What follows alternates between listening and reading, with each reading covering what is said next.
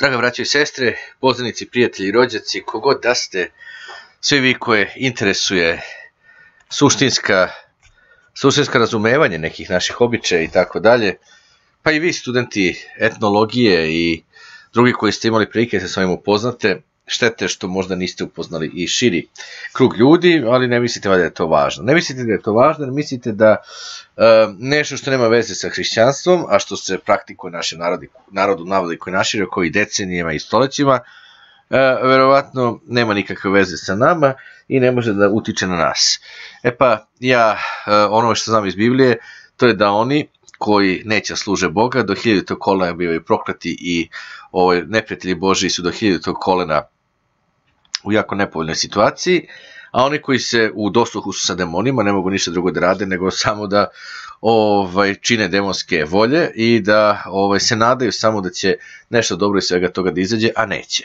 Dakle, mi smo na temi demonskog karaktera paganskih praznika i na osnovu toga mi ćemo nastaviti da budemo i dalje na toj temi, jer ne biste verovali koliko je paganštine zapravo postoji u našem narodu koji sebe se sobom diči da je veliki hrišćanski narod i da ima hrišćanske svetinje i da hrišćanski strada i da ovako i onako. Međutim, nije sve to tako jednostavno kao što mislite. Prvo, naš narod sve što radi ne konsultujući sa Svetim pismom, koji bi trebalo da bude osnovni autoritet i glavni autoritet svakog hrišćaninu. Masa našeg naroda nije pročitala čak ni jedno evanđelje, a sva evanđelja govore upravo o životu Isusu Hristu. Masa našeg sveta nema pojma šta je cela Biblija, jer smatra da jedan deo Biblije je napisan za Jevreje, a ne za njih, što je apsolutno netačno, jer kako biste onda prepoznali pravog Mesiju ako je Stari Zavet zapisan za Jevreje? Kako biste onda prepoznali pravog Mesiju i kako on ispunio sva ta proročanstva data u Starom Zavetu ako nije ih ispunio u Novom i ako u Novom ne vidimo njihovo ispunjenje? Da, naravno, sad ćete se ostrujiti na Jevreji i reći, pa eto kako Jevreji nisu. Tačno, Jevreji nisu i zato što nisu, zato ih prati razna prokletstva, znate, zato što nisu. Jer možemo sad to da povežemo 1 + 1 jednako 2. Zato što nisu, zato imaju razna prokletstva i nesreće, ali da jesu, onda verovatno ne bi imali tak prokletstva i nesreće. Ali sad postavlja se pitanje onda zašto nama prokletstva i nesreće, kad mi jesmo, navodno jesmo. Pa evo, kad mi navodno jesmo, znam da je, kažem, zastrašujući uopšte naziv demonski karakter paganskih svetkovinja, koje upražnjavaju hrišćani, i to će tako ću i verovatno bi to bilo najbolje da nazovem celu tu seriju. Mislio sam da bude sve u jednom obuhvaćeno, međutim ne mogu, ljudi moji, previše toga. Suviše toga, preveliko je materijala. Zamolit ću, ako sve budem čitao odjednom, pa je podijeljeno nekoliko delova, da možete da eventualno da možete da čitate, preslušate ako hoćete. I još jedan put upozoravam, ako nemate srca, snage, volje, želje da saznate istinu, nemojte ovo da slušate, odmah ovde prekinite i nemojte da slušate, nemojte se uznemiravati. Ako pak ste spremni da se suočite sa istinom, i da na osnovu te istine koju saznajete donosite informisane odluke, onda nastavite bolje da slušate. Jer u navodno pričamo, dakle, počeo sam, kao što sam rekao, u prvom već delu, mi pričamo ovde o naučnicima srpskog porekla, znači našim naučnicima, koji su napisali Srpski mitološki rečnik, štampan 1970. godine od Nolita u Beogradu. To su Špiro Kulišić, P.Ž. Petrović i N. Pantelić. Ova trojka napisala je, dakle, Srpski mitološki rečnik u kojem je obradila sve elemente mitologije, naše narodne mitologije, naših narodnih verovanja, pre svega u demone, da stvar bude strašnija, još strašnija, i to je sve sada, vidite, našlo svoj put ka današnjem hrišćanstvu, ka današnjim posrbljenim, pokrštenim, hoću reći, Srbima, koji su sada na taj način, umesto pagana, postali su navodno hrišćani. Ali sa svim tim nasleđem koje je došlo iz drugih kultura i iz naše narodne religije, naše narodne srpske izvorne religije, i tim istim nasleđem sad navodno naš hrišćanski narod navodno služi Hristu i navodno služi Boga stvoritelja i navodno služi kao nastavak apostolskog hrišćanstva, a zapravo od apostolskog hrišćanstva nema apsolutno nigde ništa. Pazite sada šta na strani 29. ovog srpskog mitološkog rečnika piše o Božiću. A osim Božića, ja sam da neću moći da čitam sve i neću, zato što imate i o Božiću imate Božić na kokoš, to nekako nije, ali imate božićna pečenica, to je danas prisutno u našem narodu, pa ću i to da pročitam. Imate i božićnu slamu, izuzetno popularni običaj kod dobrog dela našeg naroda. Tu su i božićni hlebovi, kako su se oni pravili. I možda, pošto su oni danas više uopšte ne koriste, barem ne u dobro delo naroda, koliko ja znam, možda i to da preskočim, ali svakako božićnu slamu, pečenicu i sam Božić, opis Božića iz pera naših, ponavljam, naučnika, dakle nije ovde nikakva u pitanju zavera protiv našeg naroda, protiv naše religije, protiv našeg identiteta, protiv naših predaka i tako dalje, jer naš narod pati od zavera, znate, zavere su na svakom koraku, zavere su, nekad smo imali unutrašnjeg i spoljašnjeg neprijatelja, sada imamo zavere, imamo verovatno unutrašnje zavere, imamo one koji su spoljašnje, su se zaverili nešto protiv našeg naroda. Ovde nije reč o zaverama, ovo je reč o tome da naš narod, znači ono što je njegovo, ono gde on može da utiče na to da nema dodir sa demonima, naš narod uopšte nije donao nikakvu odluku. Naš narod je zdravo za gotovo prihvatio tradiciju, onako kako mu se predstavlja ta tradicija, i naš narod je samo zdravo za gotovo nastavio da upražnjava ono što smatra hrišćanskim običajima, a što nam nauka pokazuje i naši istraživači da to nema veze sa hrišćanstvom ni sa Isusom Hristom. Dakle, Božić u mnogobrojnim običajima i verovanjima sadrži ostatke nekoliko starinskih praznika koji su proslavljani u vreme zimskih solsticija ili zimske ravnodnevnice, kada imate jednaku dužinu dana, kao obdanice, jednaku dužinu noći. U ciklusu božićnih praznika, koji traju od Svetog Ignjata do Bogojavljenja, mnogi običaji, osobito Badnjoj večeri, sadrže elemente kulta pokojnika, kojima se na Badnje veče daje prilika da se nahrane i ogreju. Večera na Badnje veče predstavlja žrtvu pokojnicima sa ciljem da se pogoste njihove duše i da se od njih obezbedi pomoć, prvenstveno njihov uticaj na plodnost i svaki napredak. Poznavanje divljih životinja, odnosno pozivanje divljih životinja na večeru i ritualno davanje božićnih jela, osobito božićnog hleba, domaćim životinjama, birboženje sa njima i svečano uvođenje životinskog polaženika u kuću ili na kućni prag, predstavljaju ostatke kulta životinja kao demonskog bića. Za vreme Božića u običajima se posebna pažnja poklanja žitu, zapravo poslednjem požnjevenjom klasi, od čijeg su žita nekada spremani božićni obredni hlebovi. Mnogobrojni običaj sa božićnim hlebom sadrže mađijske radnje radi plodnosti žita, koje u suštini predstavljaju simbolično izvođenje poljskih radova, a na osnovi animističkih verovanja o plodotvornom delovanju žitnog demona sadržanog u poslednjim klasovima.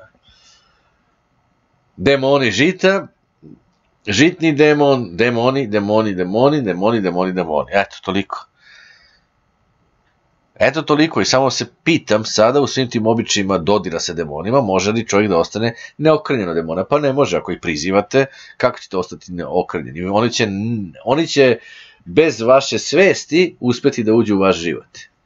I dok vi mislite da pravite hrišćanske običaje, za to vreme prizivate demone. I za to vreme demoni mogu da naprave dar-mar od vašeg života. A posle ide kuku i lele i šta smo mi Bogu zgrešili? Pa znate, nekada možemo zgrešiti Bogu iz neznanja i Bog je obično milostiv pa ne kažnjava takve stvari. Obično je milostiv. Ali nekada možemo da grešimo iz čiste obesti, jer hoćemo, jer želimo, to već ne samo da će Bog da greši, nego još kako će da obrati pažnje na to. Sad, vi možete reći, dobro, nismo znali, u redu, neznanje smo radili to i to, u redu. Ali sad kad znate ove običaje, sad kad znate ovo, kako jeste, sad kad znate šta je suština svega ovoga, sad ne možete reći jao Bože nismo znali, možete samo da kažete jao Bože mi tebi nismo nikada verovali. To je pošteno jedino. Dakle, rekli smo o Božiću žitu. Kako pokazuju mnogi običaji, plodotvorna snaga pripisuje se i božićnoj slami, koja također predstavlja žitnog demona. Prema običajima nekih slovenskih naroda u daljem razvoju ove stare religije, o Božiću pohodi kuću samobožanstvo u vidu snopa koji unosi domaćin. Prastroj agranoj kulturi pripada i običaj unošenja i nalaganja badnjaka, koji predstavlja demona šumskog drveća, od kojeg se također očekuje delovanje na plodnost i opšti napredak. Božićna pečenica također predstavlja demonsku životinju, prvobitnost samog životinskog polaženika, a žrtvovanje ove životinje delom odražava verovanje o izabranom predstavniku životinske vrste koji se žrtvuje u svrhu njenog razmnožavanja, a zatim verovanje o životinskom predstavniku žitnog demona koji se žrtvuje radi žitnog roda i plodnosti uopšte. Na Božić polazi kuću i ljudski polaženik, koji je očevidno zamenio životinskog polaženika sa svim njegovim značenjem i kao mitski predak donosi plodnost, sreću i napredak. Ovom krugu pripadaju i maskirane povorke koledara ili koleđana, negde koledarki, koji predstavljaju duhove predaka i donose plodnost i napredak svakoj kući. Stapanjem verovanja o duhovima bilja i demonskim životinjama, sa verovanjima o dušama predaka, postepeno se formirala predstava o jednom višem božanstvu, koje o Božiću pohodi kuću i donosi plodnost, obilje i napredak za novi godišnji period. Iz obrednih pesama, verovanja i običaja jasno se vidi da se o Božiću očekuje epifanija, lični dolazak nekog višeg paganskog božanstva. Pazite šta sam rekao, šta sam pročitao zapravo. Nisu ovo moje reči, dakle ovo su reči naših stručnjaka. Lični dolazak nekog višeg paganskog božanstva, znači ono je već božanstvo, već je okarakterisano kao pagansko. Dolazak božanstva iz dalekog kraja očekuje se sa nestrpljenjem i za njegov doček vrše se posebne pripreme. Njegovo zamišljeno putovanje prati se vremenski iz dana u dan i prostorno od brda do brda ili od sela do sela dok se ne utvrdi da je već blizu i da će doveče biti na tavanu. Po narodnom verovanju demoni i božanstva ulaze u kuću preko tavana i kroz odžak, a jedan običaj iz istočne Srbije direktno pokazuje da se o Božiću božanstvo nalazi u odžaku. Prema običaju, čim polaženik uđe u kuću, džara vatru na ognjištu i gledajući u odžak kaže Bože pomozi. Kada se smatra da je božanstvo već stiglo, direktno se i svečano poziva na večeru. Hajde Bože, ili Božiću, da večeramo. U ovoj fazi razvoja naše stare religije i božićni obredni hlebovi mogli su ujedno dobiti i značenje žrtve višem božanstvu. Slično je moglo biti i sa božićnom pečenicom, koja se na neki način poistovećuje sa samim božanstvom, kako pokazuje izreka. Evo izreke, Božić je Božić, a pecivo mu je brat.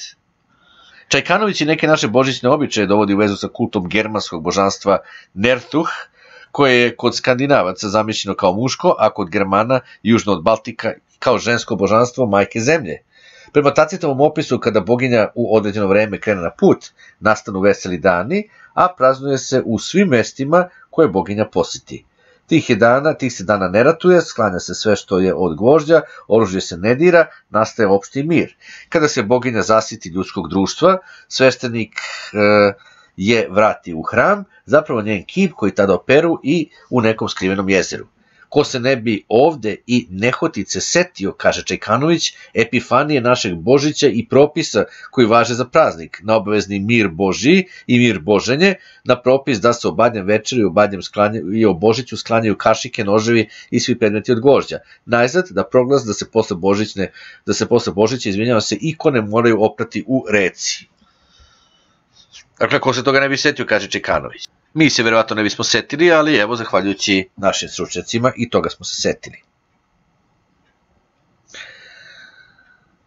Najzad, dakle, na propis da se ikone posle Božića moraju oprati u reci, sad po jednoj našoj narodnoj pesmi, Božić dolazi na konju, kao što je konjanik i svetovid baltičkih Slovena i germanski vodan, čiji su praznik stari Germani proslavljali u zimskom periodu.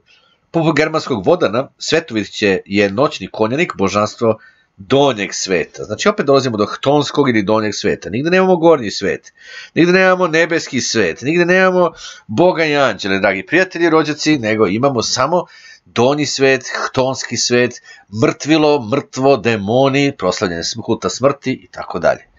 Strašno da strašnije ne može da bude. Kao što je poslednji otkos žita bio posvećen vodanu, tako i glavni običaj iz svetovidovog kulta, koji je istovetan sa našim običajem milanja sa česnicom, otkriva jasnu vezu ovog božanstva sa novim žitom. Mnogi naši božićni običaji imaju u suštini značenje novogodišnjih običaja kojima se nastojalo uticati na plodnost polja, na razmnožavanje stoke i na zdravlje ljudi i opšti napredak u novoj sezoni. U ovom kompleksu mnogobrojni su proletni običaji iz vremena kada je, kao i kod mnogih drugih naroda, Nova godina prvobitno proslavljena. U nekim božićnim običajima uočljiva je i veza sa običajima što su se obavljali na svršetku žetve. Izgleda da se u božićnim narodnim pesmama i u nekim božićnim običajima mogu nazreti i izvesni elementi kulta sunca, koje je delimično zamenio prvobitni kult meseca. Na rađenje novog mladog sunca mogli bi ukazivati stihovi. Evo stihova. Da okupam koledo, malog boga koledo, i Božića koledo, Božić viče iza vode, preneste me preko vode. Božić sjedi u travici, u crvenoj kabanici. To je pesma. U nekim, krajevima Bosne i Hercegovine domaćin rano na Božić ispred okupljene čeljadi okreće zapaljene sveće i svi u glas govore sjaj Bogu i Božiću i našemu, pa onda navode ime domaćina i ostalih ukućana redom po starešinstvu, zatim sjaču na isti način ptičici u Gorici koja Boga moli da nam žito rodi i najzad stoci. Po mišljenju nekih naučnika i običaj paljenja badnjaka sadržavao bi elemente solarnog kulta ili ti kulta sunca, verovatno pod uticajem starih mediteranskih kultura, dok se u nekim mogu zapaziti izvesni antički uticaji, na primjer u koledarskim običajima. O Božiću koji predstavlja početak nove godine vrše se razna vraćanja za srećan početak svih poslova i proricanja o životu, zdravlju i uspehu svih poslova u novoj godini. Onda ide ova božićna koka, što ću kažem da preskočim, jer opet ne znam da li je taj običaj dalje toliko kod nas rasprostranjen, ali znam da božićna pečenica svakako jeste, jer kaže na Tucin dan, 2 dana pred Božić ili na Badnji dan, kolje se ritualno svinja određena za pečenicu, već samo odabiranje i pripremanje životinja određene za pečenicu pokazuje da od nje, po narodnom verovanju, zavisi sreća i blagostanje kuće koja je kolje. Znači vidite, po narodnom verovanju, ne po zapovesti od Boga, nigde zapovesti od Boga nemate ovde, šta više, zapovest od Boga je da je u sklopu nečistih mesa koje ne treba jesti jer nisu zdravi za ljudsku upotrebu, stoji naravno i svinjsko meso. Nisu to izmislili Jevreji, dakle to piše još od vajka da to piše u Starom Zavetu, nisu to izmislili ni muslimani su to kasnije po svojoj prilici prepisali taj isti običaj iz Starog Zaveta. Prema tome, sve ovo ovde nema nikakve veze sa Božjim zapovestima, sa Božjom voljom, sa Božjim očekivanjem od svetog naroda to radi, sve ovo ima veze sa paganštinom. Kao što vidite, strašnom paganštinom i kao što vidite, često se dovode upravo demoni, baš demoni, jer šta drugo može da bude u paganstvu nego demoni, dakle dovodi se demoni u vezu neposredno sa svim mogućim ritualima, obredima, uzimaju se demoni, odnosno uzimaju se životinje iz životinskog sveta i biljke koje predstavljaju demone, biljne demone, životinske demone, donje demone, demone toneg sveta i tako dalje. I onda ljudi sve to rade. I sve to što rade ljudi, znate šta, to je Bogu naravno odvratno, Bog to ne prihvata. Jer Bog u Bibliji lepo kaže ne prihvata svaki oblik bogosluženja.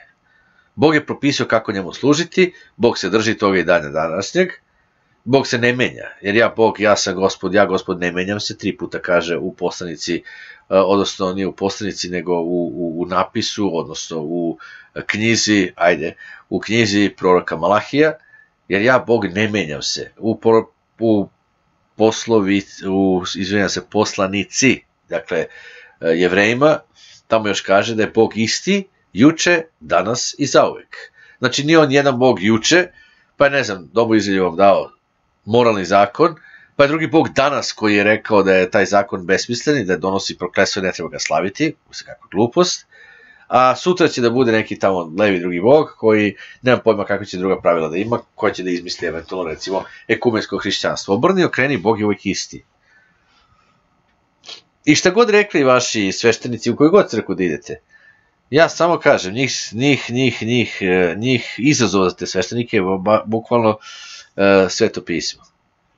I samo ih treba upitati gde u Svetom pismu imate ove sve moguće božićne pečenice, Božić, kocanje slama i sve ostalo, pijukanje, kocanje, mukanje, gde to samo imate u Svetom pismu. I gde imate zapovest od Boga ili od Isusa Hrista, da se to mora slaviti jer je to nešto što je najveći, to se sve predstavlja nama kao najveći hrišćanski praznik. A u tom prazniku ni H od hrišćanstva, ni H od Hrista. Dakle, ko si ti, neko će reći, ajde, ja sam niko i ništa. Ja ovo ne citiram ovo svoje, ovdje citiram srpske naučnike i naučnice. Dakle, svoje su narodnike koji su proučali čitav taj korpus. I koji su nam rekli šta je karakter svih tih običaja. Toliko od mene, to je što sam ja. A svako od vas treba se zapita šta je on. Vidite, ja, ali u verskom pogledu, šta sam ja u verskom pogledu? Ja u verskom pogledu bar znam da ne sledim ništa od onih običaja kojih nema u Svetom pismu.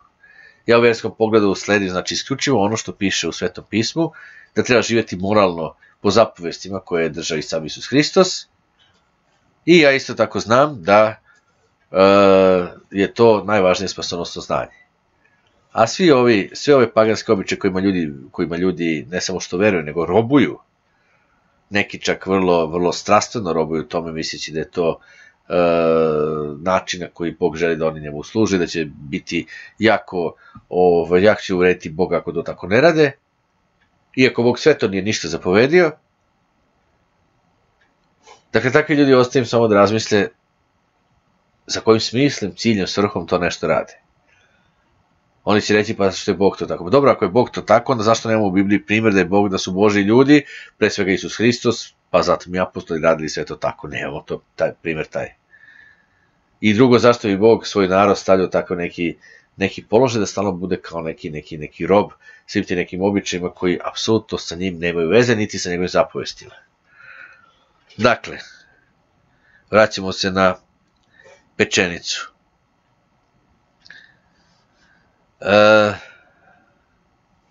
Samo da vidim, stali smo oko svinče, evo ga, sad je tu svinče. Svinče za pečenicu nameni se znatno ranije i podhranjuje se odvojeno od ostale prasadi. Pečenicu još da se jeseni počnu prihranjivati, ne traži se pečenica u oci Božića, a pred Božić na nekolike nedjelje zatvara je u obor, pa hrane kukuruzima i mećom. Pečenica mora biti bela i bez ikakve mane i telesnog nedostatka. Pečenica se ubija do podne, dok dan napreduje, a na mesto gde će je ubiti i prethodnog polože slamu. Pečenicu nipošto ne valja oboriti sekirom, već samo nožem zaklati. Ponegde su pečenicu ubijali udarajući je krupicom soli u čelo, čime onaj ko ubije skida odgovornost sa sebe i prenosi je na so, jer ona po narodnom verovanju ima izrazitu demonsku snagu. Evo, otkrivamo još jednu stvar, izrazita demonska snaga soli, što inače nigde nemate u Bibliji, šta više imate o soli, čime će se osoliti jelo ako so izgubi svoju snagu. Eto. Znači vidite, sve neki običaji koji apsolutno ne dolaze iz Svetog pisma, nego su van biblijskog porekla. A zašto je bitno Sveto pismo? Pa ono je valjda osnova hrišćanima za život. Ono je valjda govori o Hristu. To je valjda Sveto pismo. Sveto je zato što je Bog tu iskazao svoju volju kako želi da njegov narod živi. Dakle, sve ovo što čitamo, ovi svi običaji, to nigde nema uporišta u Svetom pismu. Apsolutno nigde. To je sve uporište u nekom ljudskom autoritetu, ljudskom nekom razumevanju, ljudskom i nema nikakve veze sa božanskim, sa Bogom. Dakle, evo vidite, i prase je to u svemu tome i naravno so po narodnom verovanju ima izrazu demonsku snagu. Pazite kako je to strašno. Znači, samo jedite so i dobit ćete demonsku snagu. Samo to radite, vi ćete biti snažni ko demoni, mislit ćete ko demoni, jer znate, ne možete da raditi jedno, a misliti drugo, a govoriti treće. To može da potrebe nekoliko dana, meseci, možda čak i godina, ali ne možete to da sakrijete, ne možete tako da živite, jer Bog to tako ne može čovjek da živi to stalno.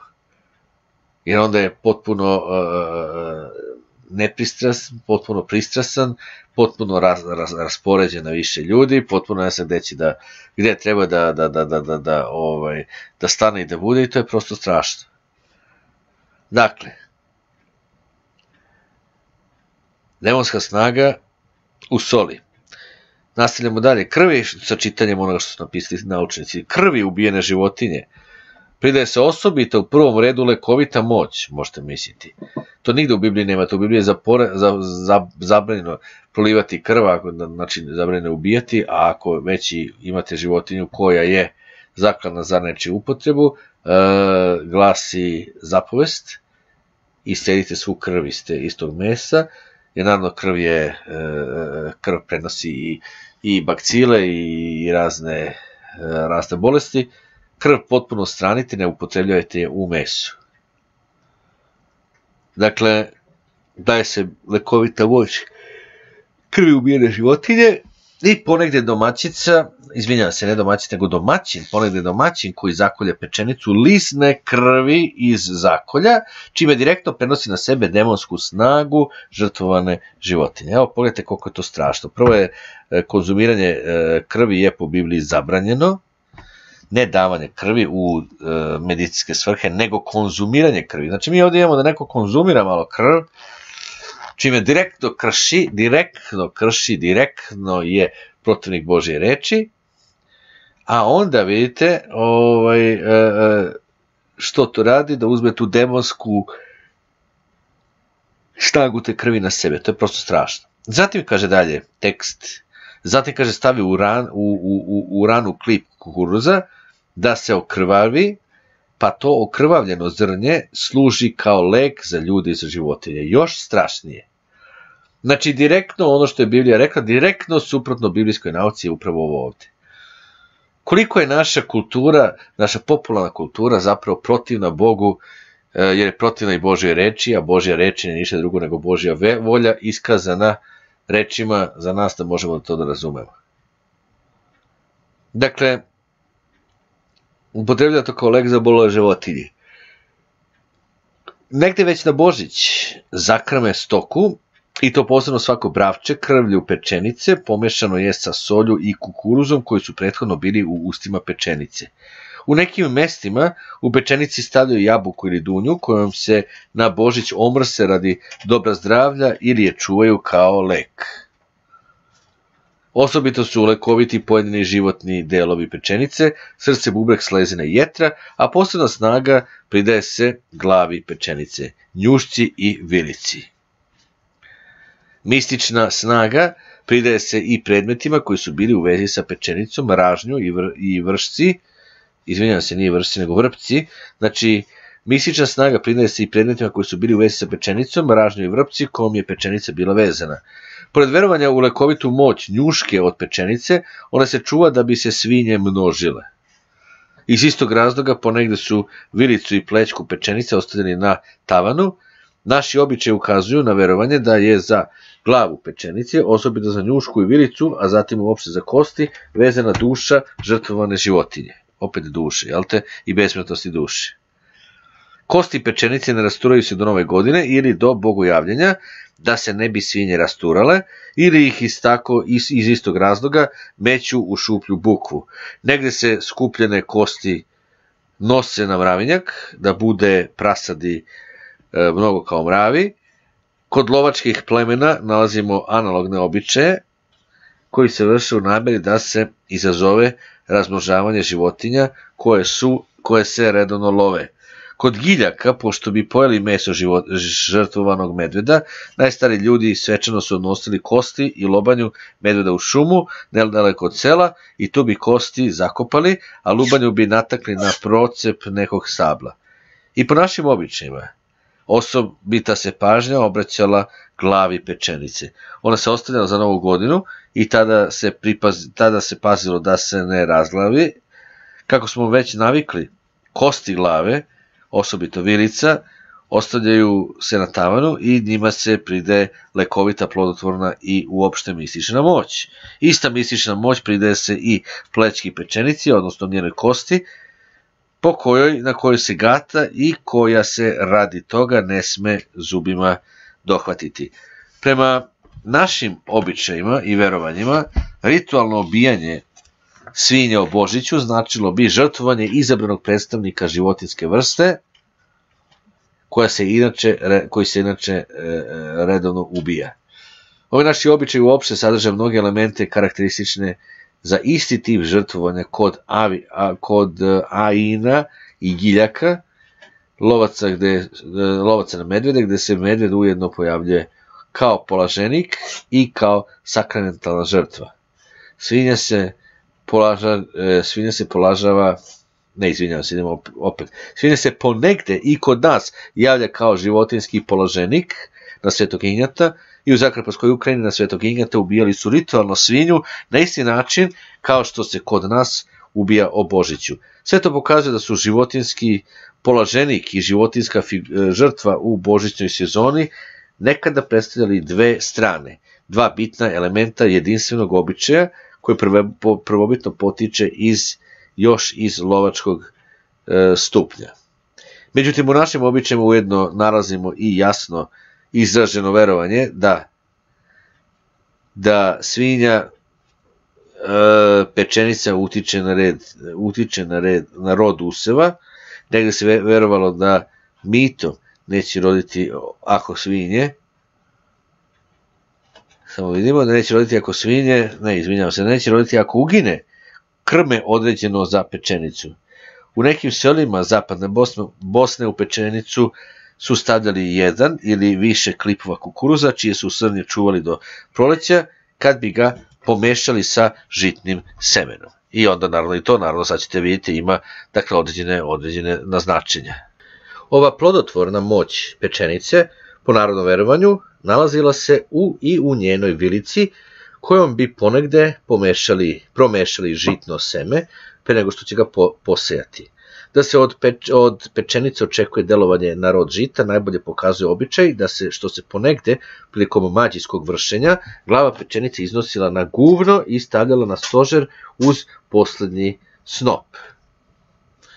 U mnogim zapadnim krajevima na Novu godinu, posle mađijskog vršenja žita, jeste primetili, sve ovo ima veze sa magijama i magijskim obredima.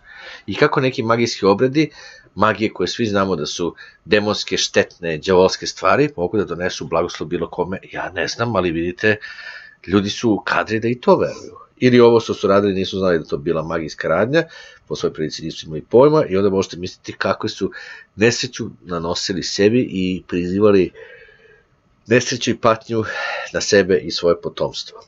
Dakle, u mnogim zapadnim krajevima i na Novu godinu, posle mađijskog vršenja žita, spremali su čorbu od glavne pečenice u koju su mećali komade kovrtnja i ostatke česnice. Ovo ritualno jedenje glave od pečenice i božićnih hlebova odgovara njihovoj ulozi prilikom mađijskog vršenja. Naime, vezu između useva i pečenice nalazimo i u običaju da se česnica šara papkom pečenice.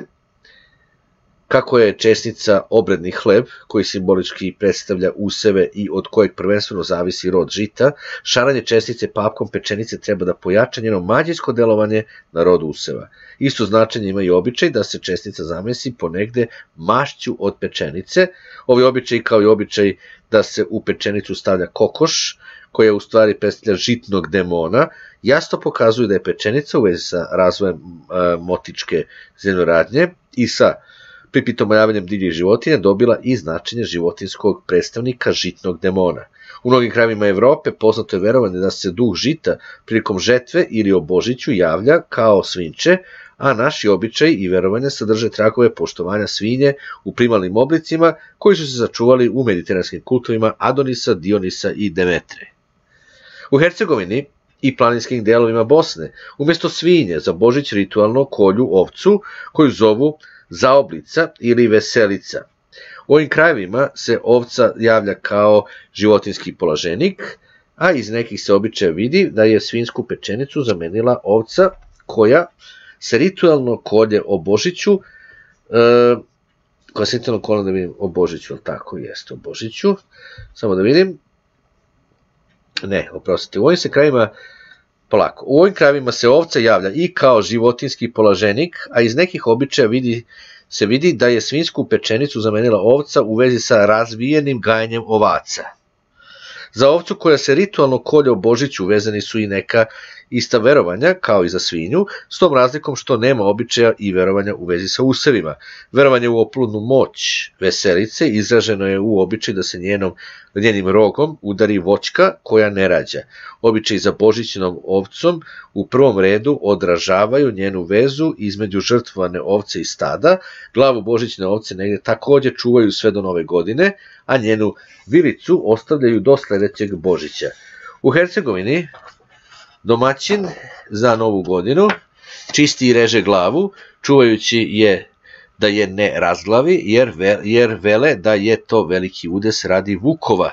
U Korenici vilicu veselice ne razglavljuju i čuvaju je do drugoga Božića, pa neće vuci činiti kvara u blagu. Božićnoj ovci ne smiju se noge prebiti, jer će se u tom slučaju ovcama noge prebijati. Iz navedenih običaja jasno se vidi da je božićna ovca predstavnik životinjske vrste i da od nje prvenstveno zavisi napredak stada. I onda sad ima o božićnoj slami. Reći ćete vjerojatno šta ima o božićnoj slami. Ima i božićnih stava i božićnih hlebovi. Sad za hlebove ne znam koliko je to još uvijek prisutno u našem narodu, ali imate, ne znam, te kolač iža, te kolač stoka, te kolač večernja i tako dalje, tako da te kolače, ne znam da koliko ljudi, bar u gradovima, koliko ljudi bar u gradovima obdržava taj praznik i koliko ljudi uopšte obraća pažnju na taj praznik ili na taj običaj, a sada ćemo samo još da vidimo slamu, pa neka to bude dovoljno. Neka to bude dovoljno za ovo izdanje, demonski karakter paganskih svetkovina. Po opštem običaju na Badnje veče domaćin svečano unosi slamu, obično je on i prosipa po kući i oko ognjišta kvocajući, a za njim trče deca, pijučući i rasipajući je, a ponekad i ostali ukućeni. Međutim, prema Vukovom opisu, slamu na Badnje veče prosipa domaćica, koja pri tome kvoca i baca orahe po njoj. U Crnoj Gori, pošto nalože badnjake, uzme domaćica slame i kvočući, a za njom djeca pijučući, prostre po sobi ili po kući, ako nema sobe, potom uzmu nekoliko oraha i bace po slami. U kućima domaćica prospe pšenične pleve oko ognjišta, pa ukućeni posedaju na plevu. Mnoga domaćica, kvocajući kao kvočka, pred ostalim ukućanima učini pokoji obrt oko ognja radi napitka u porodici. Po starim običaju na Badnje veče se jelo postavljalo na slamu, pokrivenu vrećom ili pokrovom, nekad i o Božiću, a slama se iznosila tek posle Božića. Već iz običaja koji prate unošenje slame, vidi se da ona sadrži demonsku snagu. Božićna se slama unosi u rukavicama kao i badnjak, često uz isti doček kao i badnjak, uz posipanje žitom slame i posipanje žitom slame i lice koje je unosi. U okolini Plaškog domaćina koji unosi slamu se čekuje na pragu sa upaljenim lučem. U okolini Valjeva, kad domaćin unosi božićnu slamu, svako dete pa i stariji čupne po malo slame, što možemo objasniti željom da se mađijsko delovanje božićne slame prenese na ukućane. Njenu demonsku snagu otkriva i zabrana deci da bosa skakuću po božićnoj slami. Kako se iz običaja vidi, od božićne se slame pre svega očekuje da deluje na plodnost. Po opštem običaju božićna slama unosi se u kokošinjac, nekada u pčelinjak, pa se njome obaviju voćke da bi bolje rađale.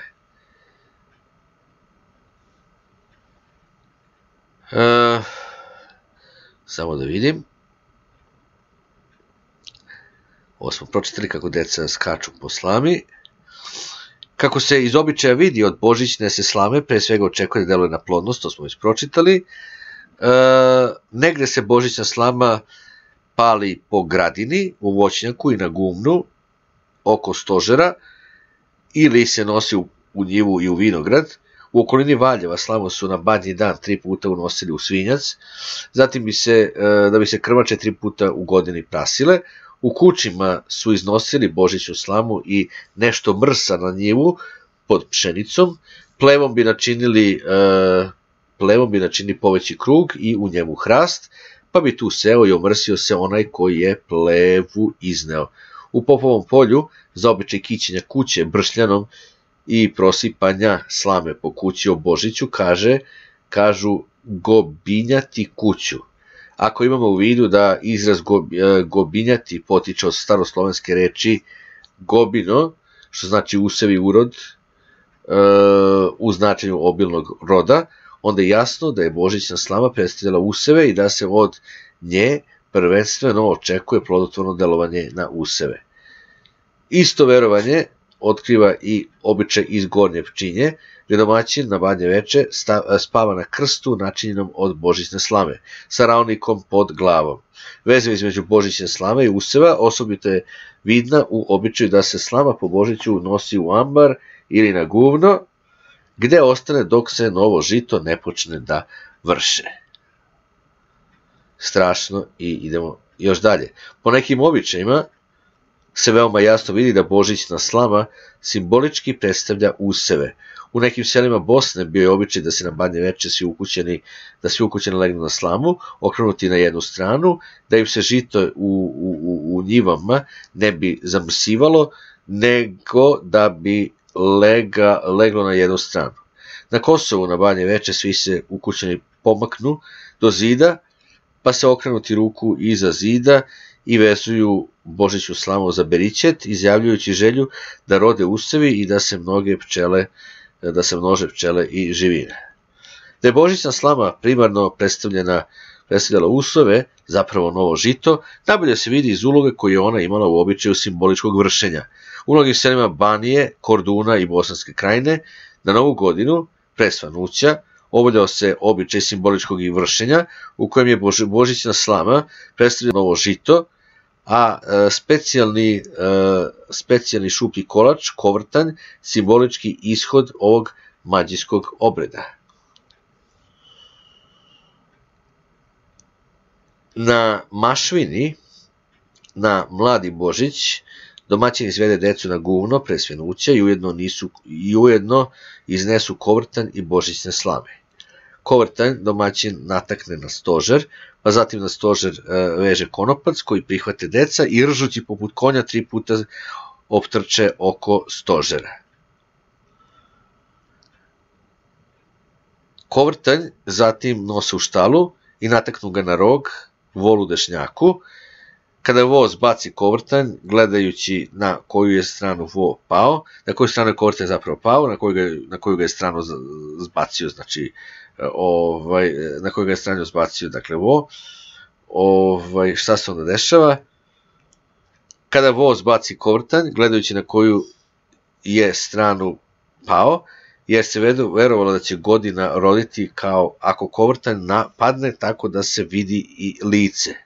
Negde su uz božićnu slamu iznosili na guvno pšenice i drugog žita, a u Vrpolju su običaj vršenja izvodili uz zapaljene lučke. U Gornjoj Krajini domaćin na Novu godinu uzme kovrtanj, božićne slame i žita, kojih je za vreme Božića bilo pod stolom, pa svi izađu na vršaj. Slamu i žito prospu oko stožera, pa se onda vide svi uhvate za konopac i skaču oko stožera, a domaćin ih goni bičem i pita šta to vršete? Na to oni odgovaraju, do vrha pšenicu i tako redom za ostala žita. U okolini Mrkonjić grad kovrtanj metnu na stožer i kad deca prihvate za konopac, poteraju ih motkama da trče po rasutoj slami, podvriskujući i ritualno kao konj na vršaju. Pošto ovako obiđu 3 puta, poređuju se svi u krug oko stožera, obema rukama prihvate kovrtanj i razlome ga na stožeru, gledajući da svaki odlomi što veći komad. Komade izlomljenog kovrtnja nose zatim kući, gde ostala čeljad uzima po komad kao naforu.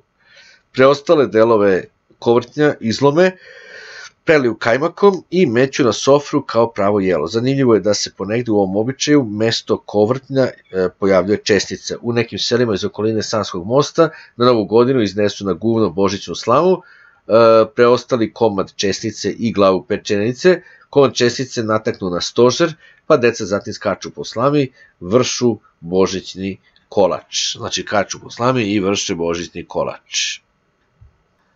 Dakle, magijski karakter svuda, magija.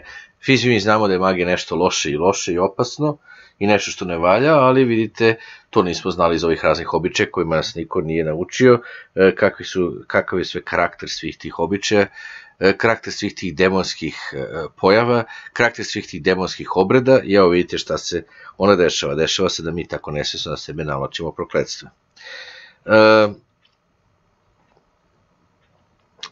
Ponegde, zanimljivo da se ponegde osim kovrtnja, u ovom običaju mjesto kovrtnja pojavljuje čestice u nekim selima iz okoline Sanskog mosta na Novu godinu, iznesu na guvno božićnu slamu, preostali komad česnice i glavu pečenice. Komad čestice nataknu na stožer, pa deca zatim skaču po slami, vršu božićni kolač. Simbolično vršenje ima jasan mađijski karakter, a obavljalo se u nameri da se na osnovi imitacije mađije utiče na rod žita.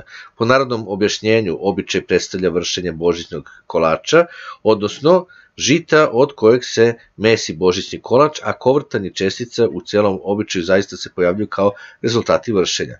Međutim, za objašnjenje uloge i značaja božićne slame od osobitog je značaja da se ponegde prilikom mađijskog vršenja mesto božićne slame upotrebljava poslednji snop. Prema tome možemo smatrati da božićna slama prvobitno potiče od poslednjeg snopa koji sadrži demonsku snagu novog žita i od kojeg potiče i demonska snaga božićne slame. Da božićna slama ima u stvari isto značenje i istu moć, kao i poslednji snop, pokazuje i ruski običaj da se uoči nove godine omlati poslednji snop i da se zatim njegova slama daje životinjama ili se njome obaviju voćke. Iz našeg običaja jasno proizlazi da je božićna slama primarno imala istu ulogu i isto značenje kao i poslednji snop. Njena mistična snaga prenosi se i na useve, na njive, na vinograd, na voće, na voćke, na životinje i konačno na ukućane, kao što se prenosi i demonska snaga poslednjeg snopa žetvenog venca ili hleba načinjenog od njihovog žita. Svečano unošenje božićne slame potpuno odgovara običaju unošenja poslednjeg snopa koji na badnje veče izvodi domaćin u nekim mestima Galicije, gde poslednji snop ujedno predstavlja i mitskog pretka, a po jednom mišljenju i samo božanstvo. Inače je poznato da se kod mnogih slovenskih naroda poslednji snop naziva ded ili baba, a huculi nazivaju did ili diduh i slamu koju o Božiću prostiru po kući. Prema tome, božićna slama ima isto značenje kao i poslednji snop, od kojeg prvobitno počinje i ujedno se i sa njim poistovećuje kao sa predstavnikom mitskog pretka. Stoga i po našim običajima možemo pretpostaviti da je sa prvobitnom predstavom žitnog demona, sadržanog u poslednjem snopu i božićnoj slami, spojena i predstava o mitskom pretku. Po Čekanovićevom objašnjenju, prosipanje slame i kvocanje koja se izvodi na badnje veče imaju, da vidimo šta imaju, strana 36. Imaju za cilj da sakupe duše na gozbu koja se te večeri priređuje dušama predaka. I kažem, Čekanović tu vrlo jasno opisuje i to i sve drugo, mnogo nekad jasnijim i rečitijim pristupom nego ovi drugi, ali svejedno mislim da iz svega ovoga što pišu srpski naučnici vrlo dobro razumete šta je rečeno. Međutim, iz naših se običaja sasvim jasno vidi da plodonosna snaga božićne slame primarno potiče od novog žita, čija je demonska snaga sačuvana u poslednjim klasovima, kao što i božićna kokoš prvobitno predstavlja žitnog demona. Eto, to bi bilo, da kažem, za ovo izdanje demonskog karaktera paganskih praznika. Pošto su tu naravno i ovi božićni kolači, ne znam koliko je to tačno rasprostranjeno u našem narodu, ali svejedno koga interesuje, dakle može nađe u eventualno knjizi Srpska mitološki rečnik. Pošto nećete verovatno više naći u prodaji, nemate brige, bit će to skenirano i bit će dostavljeno celom narodu na njegovu korist, jer šta je poenta znanja? Poenta znanja nije samo znanje kao znanje, znanje samo po sebi nadima, a ljubav je ono što naziđuje. A služba Bogu pravom Bogu je ono što čoveka oslobađa od paganizma, ono što ga oslobađa od straha smrti, ono što ga oslobađa od pretnje svim mogućim i nemogućim strašnim stvarima, tipa kaznit će te Bog, tipa i tako dalje i tako dalje. Neki tu ljudi pak koriste tu kaznu bez problema, kao da je to njima dato, a nije. I sve ove demonske, paganske, grozne stvari verovatno su pogodne, verovatno su prisutne još ponegde i svakako treba ih se otarasiti i treba prosto očistiti svoj život i ostaviti ga da bude okrenut Bogu, u molitvi Bogu i zahvalnosti za sve što je uradio za nas, i s druge strane da bude tu da nam život bude izobilan, zdrav, srećan, sve vreme našeg veka, sve do same završnice, sve do samog kraja, posljednjeg kraja kada ćemo da uzmemo svoj posljednji dah.